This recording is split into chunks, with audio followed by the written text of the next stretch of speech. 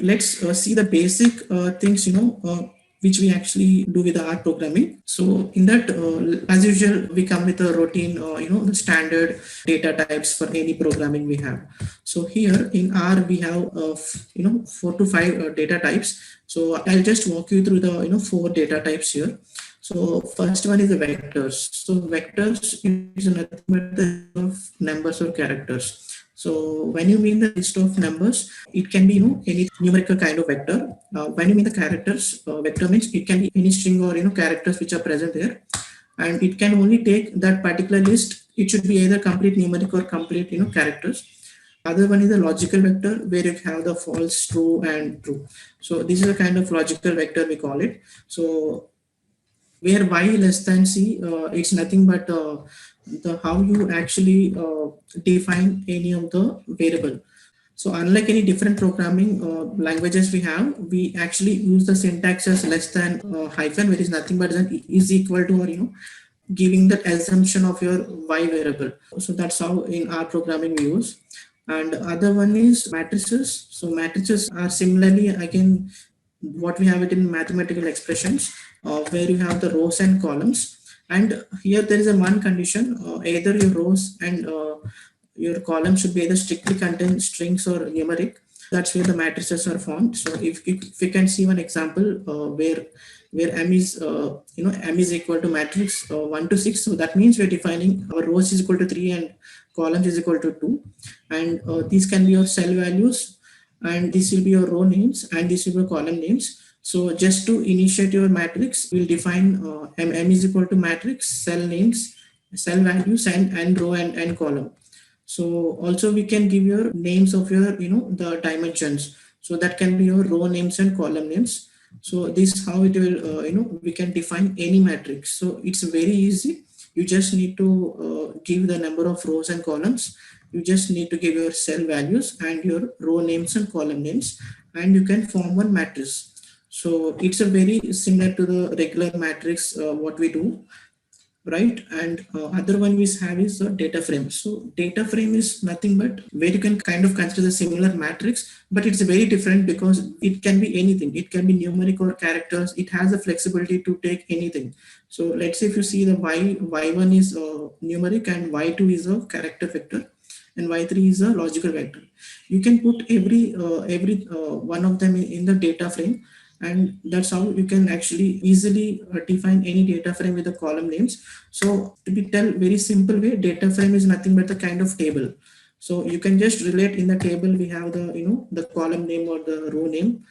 Similarly, the data frame is as similar as that. But in the R programming, we call, instead of table we call it as a data frame. And there is lists here. So lists are nothing but where we have the list of objects in the different data types. So you can see your list can be defined as a numbers, and it can be have the even characters as well. So these are the few data types we have it in our programming. And let's see how actually our console looks like. So on the left side, which you can see that actually defines where you can do your scripting language. And if you it's very similar to the MATLAB platform, I would tell. Maybe you can relate it to the software which I worked previously, because it looks very kind of scripting language. You can just give the command and you can search and you can write for the simple numerical operations. And on the right side, if you want to search for any help document, you can just write your any library and the question mark, and you will able to get a help document for everything. And in R programming, R Studio, you have the documentation very neat for any library, so that you can get what is the usage and how you can usage in the particular program and what can be the arguments. So this help feels very helpful for you. I just made the sample, just a few lines of program, how we can, I can just tell you what is exactly which one. So as we can see, the y is less than or equal to, is less than -100. It's nothing but y is assigned with a, you can see on the right side what is a translation of that particular syntax. You can see y is assigned with the value 100, and less than hyphen represents assignment operator in the R programming. And when are you printing your y? That's nothing but you're actually printing the y value. Also, you can just write y and enter. It gives you the y value, but if you want to print explicit print, then you can just write print y, or you can just leave like this. And here, if you want to assign any, the arithmetic operation, you can just call your two variables you have it, and that is nothing but x plus y, and you can print z value, where z, it is actually storing the value of x plus y. And similarly, w is actually assigned with the value of x minus y, and it can print you the subtraction of that. And similarly, we have the multiplication of where k is having that value, and it will print that value here. And d is having the division of the x by y, and it prints the value of d. So here, if you can observe properly, very simple and very easily understandable language. You don't have any syntax like colon, semicolon, where you have it in different programming. It's very kind of, you can use it as a calculator itself. Unlike a calculator, you can just use R console to do any calculator thing. So that's how it actually relates for you, easy programming. So these are the basic visualization plots. I've just kept it so that you'll get an understanding what type of plots you can do. On the first one is a scatter plot, where you have the two different columns, and you can actually plot with the two different column names, and you can see how they're distributed. And on the right side middle graph, you can see on the right side legends, and you can see how the bar graph is plotted with the help of the R programming. On the third one, you can see we have the box plot, which we can customize with R programming. This is very helpful to understand any outliers you have it in your data. And also you can see how exactly your data points are distributed, or you can see how your mean is distributed, how your standard deviation is distributed. So these can be your outliers. And also you can quickly tell how is the spread of your data. So in this, the spread of the data is so much. So that's why, I mean, we use it very, very regularly, the box plots, when we do the statistical analysis or to find out. You can actually visualize very, very neatly with the R programming. And that's how your graphs actually looks like when you actually plot it in the R console.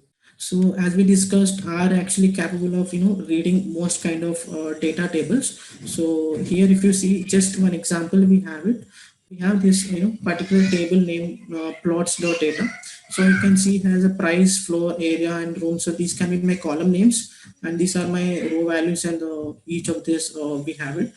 And and if you want to read this particular table, you can just write the plot price. So here again, as we discussed, it is nothing but you're assigning the plot price with your read table function. So the read table, you can actually call your table name, and you can just write header is equal to true. That means your plot price is a variable, it is having this particular table in that.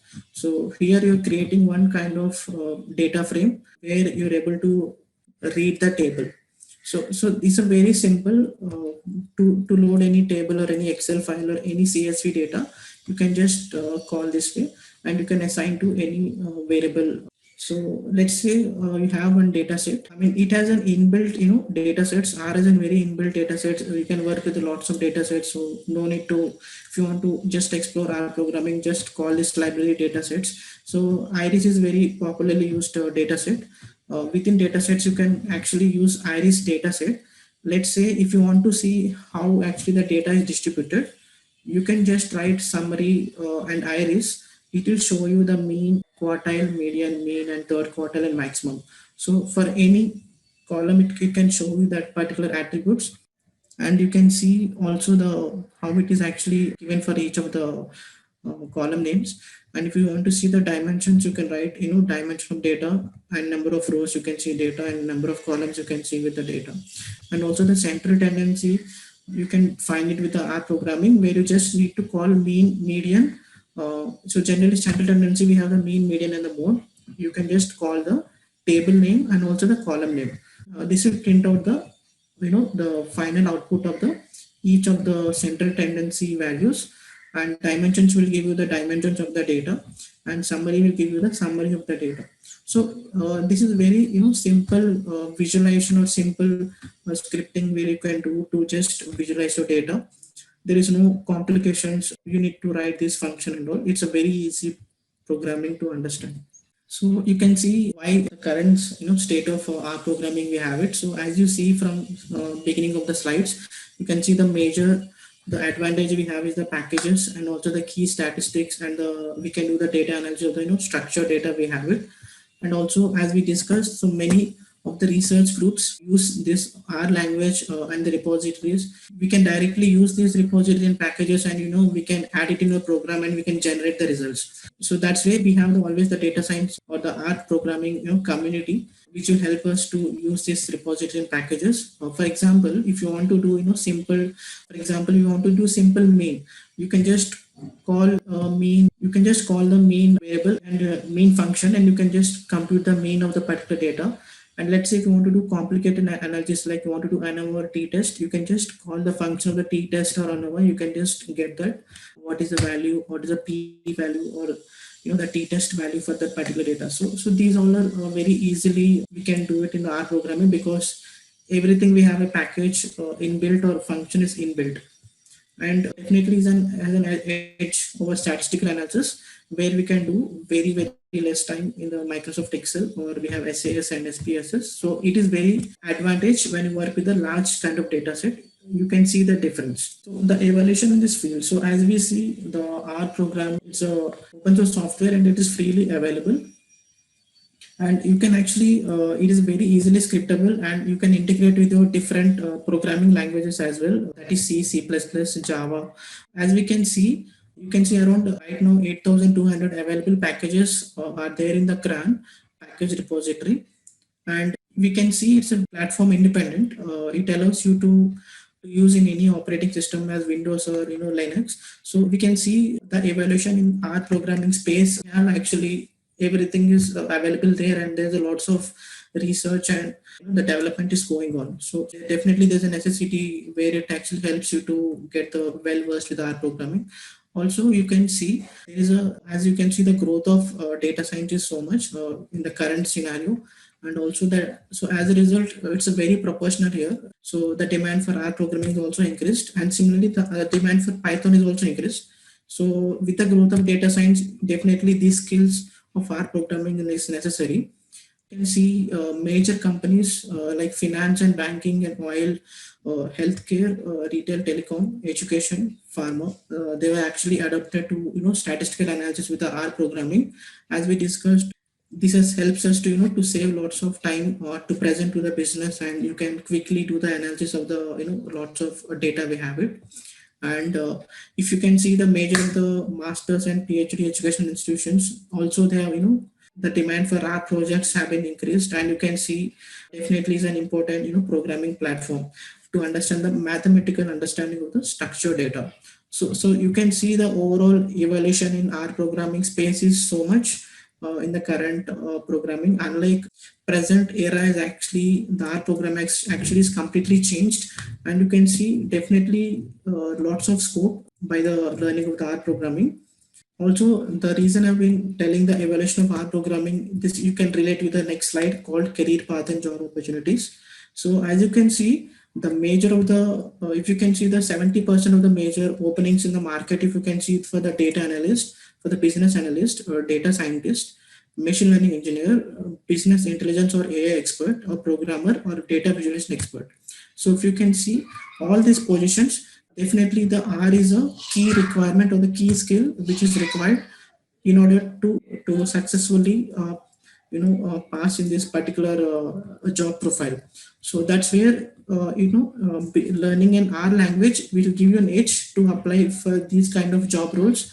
And again, we'll discuss about this pay scale in the next slide. But you can see how much opportunities you will have it provided if you learn R language and R programming.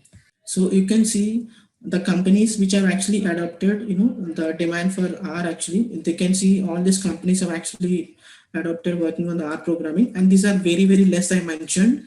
Unlike this, there are lots of companies that actually working on R programming in the data science domain. So every company now holds a data science team, and each data science team, they work with the R programming for any of the business problems. So you can relate it the scope. So the more number of companies we have today right now in the market, every company has a requirement for the R programming. So that's where you're actually open to large number of openings to when you work with the when you learn R programming actually. So it actually surpassed the software development, where the demand for C and C++ has actually gradually decreasing, but the demand for R is actually, it's a very limelight and it's a very top notch in the present market scenario. Be it in US, be it in India, it has a demand for it. And so these are actually have taken from one of the survey I have taken. So you can see the average salary trend for R programming. You can see, so this mentioned in the pounds actually, in the euros, you can see the average, the jobs, you can see the salary. It is actually, it's always moving upwards. If you can see from the 2005 to 2020, you can see the, first of all, the average salary is more, over that it is actually increasing also. So that's where you can see the demand for R programming. And also if you can see the major data science skills, we have the R programming, Python, or if you have the different SQL. So if you can see the major contribution is R programming, which is 49%. Considering if you know R and Python, you can add more 20%. So if you know even SQL, you can add more 22%. So over together, the major the distribution, if you have with relative to the R, we have around 42, I mean 87% we have if you learn most of the R programming. And also you can see the salary wise also, they are very better in the market. And this you can see the average salary, or the median salary, you can see with the industry wise. So it's in US market. You can see the current salary trends. So you can see $65,000 is a minimum salary for the art programming. And again, these all salaries are mentioned, with respect to the just 1 to 2 years of experience, or even with the freshers. So that is where you can see that demand for the salary movement. And once you get that expertise, it will be always way more than whatever the present numbers you're seeing. So on the right side, you can see it's a clear evident. We have the demand for the R programming language is certainly high. Definitely with the growth of data science, there's a lot of scope in the job trends and having skill set in R. And if you can see the financial sector, it's an always high, where they're offering very high average or median salary in the R programming domain. And also the average, you can see it's in around $70,000 per annum, as per the studies in the US. But this is similar in the every corner in the world, where R programming is actually set the trend for the pay scale. And with this, actually, I will conclude the the session for today.